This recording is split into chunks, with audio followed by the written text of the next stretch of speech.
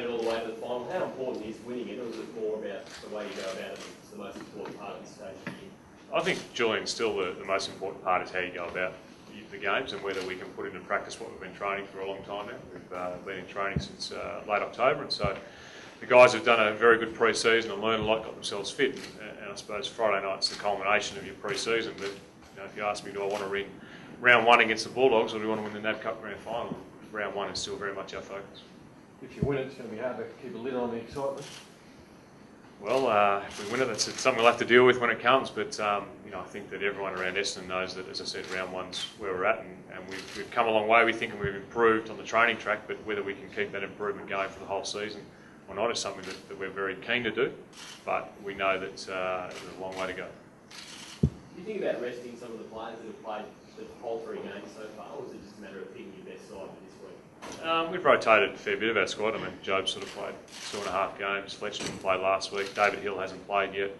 We were able to rotate McVeigh and Stanton a lot last weekend. So, but we thought we'd get our best side out there, and we're not the stage of obviously Collingwood are that we can fiddle with our side too much. We need to get improvement across our whole list, and they need to play together as much as possible to get that improvement for round one. Have your expectations changed over the pre-season, James, from when you first started to now? Expectations haven't changed at all. We've said all through pre-season and where we are now, we want to improve, and that's what we're trying to do. We're trying to improve, and we haven't improved on everything we've been doing. We've improved on some things, but we've still got a long way to go. So our expectations are all about the improvement, and that's yet to come. So how do you quantify that improvement at this point then? On the training track we've improved. We've improved in some of our defensive actions we've done, but they haven't been tested in a game at AFL level either yet. And I think that this game will be another increase in intensity from last week's game, and then round one will be another increase in intensity again. Have those improvements changed your optimism a little bit then, that you felt your expectations? Very optimistic person always, so yeah, I'm optimistic about where we're going to be for the rest of the year. What have been the big changes to the team that you've made since you've come in that have kind of led to success so far? You can call it success. It's interesting, isn't it? It's NAB Cup round 3 or round 4. What are the changes made? I mean, we've just got a group of players who want to learn and are willing to listen, and they've improved in areas. They've got a little bit fitter. They're kicking the ball a bit better. They're contesting around the ball a bit more, and that's been important for where we are. What have you put that down to? Hard work and guys wanting to be the best they can be. Joe, you must be looking forward to testing yourself against the best of the business this week. Yeah, we are, and I think what this opportunity creates is a chance to play against Collingwood 3 times in the year. We will also do so with St Kilda, so it's a great opportunity. No team wins a premiership on luck, so they're the best team in the league for a reason. So we know that we're a long way behind, but we get a chance to probably get a reality shot. For a team that hasn't had a lot of success, how important is it developing a winning culture no matter what game it is?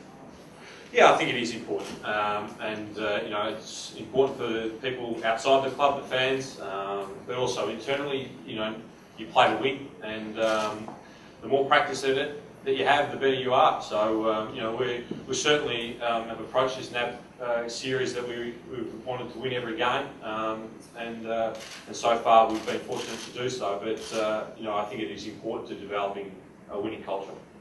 James keeps talking about how it's still early games and whatnot, but how good, from a player's point of view, would it be to win a bit of silverware with the new coach on board? Well, I think that it would be exciting for the people outside the club, and players want to win, and we've been starved of success of recent years. So I think what the players will get enjoyment out of is playing against Collingwood. Hopefully a big crowd, and playing against last year's premiership team, and that's sort of what we're really focusing on this game, is that we get a real tune-up before round one. Joe, what personally did you have to look at Collingwood and what they achieved and the way they played last year in terms of maybe, as James and Mick were just talking about a minute ago, about taking it into your game this season?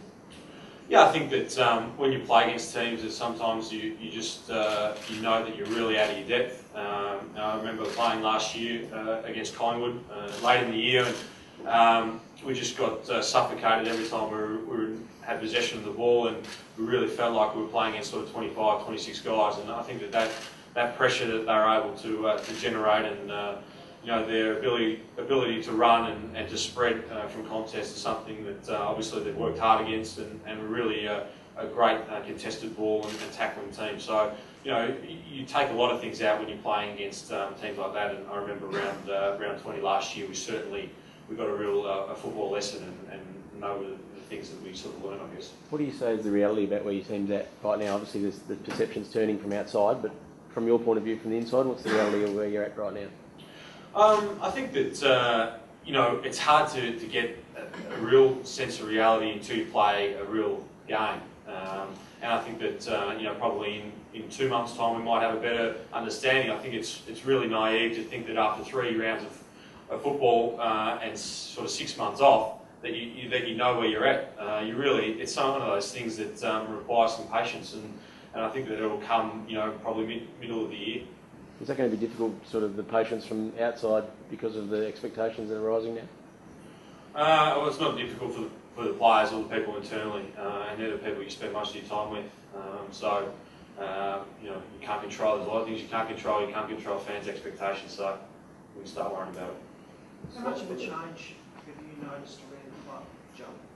New coaching staff, real big sort of marketing push with James and favourite son comes back and everything. You've been there for a long time. You were there for Sheedy, etc. Can you talk a bit about that, just the new era, how big so far?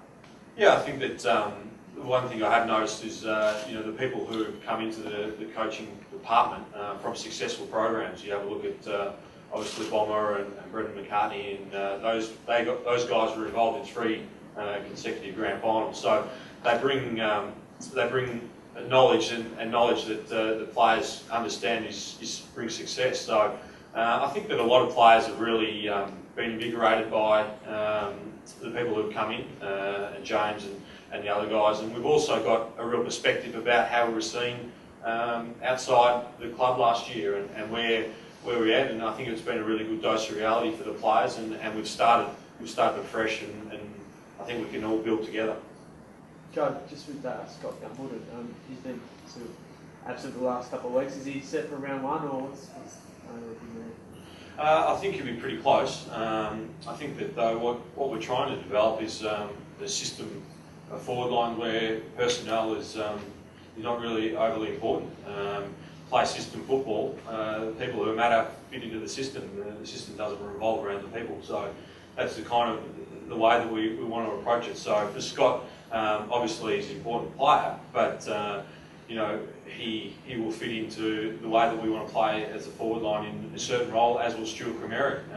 So I think that to be able to create a team that is competitive each week, you have to be able to cope with injuries, and therefore you've got to be able to spread the load. So he's not available at the moment, or? No, he's not available this week, and I'm not sure how he'll be tracking for round 1. Saying that personnel doesn't matter, Jobe, how much pressure is that creating among the club? How much pressure is that creating for spots amongst the players? Yeah, well, I think it is, and that's what you want. You need to be able to have 28 guys, you know, who can play, and especially with the rule changes, I think that the stress that's going to be placed on players is even going to be greater. So you're going to have 28 to 32 guys who are fit enough to play week in, week out, and I think it's going to be really important. And your depth is really going to get tested this year. So has that been pointed out that names don't matter, but whether you can stick to the structures do? Does it? Yeah, I think that's been something that's been emphasised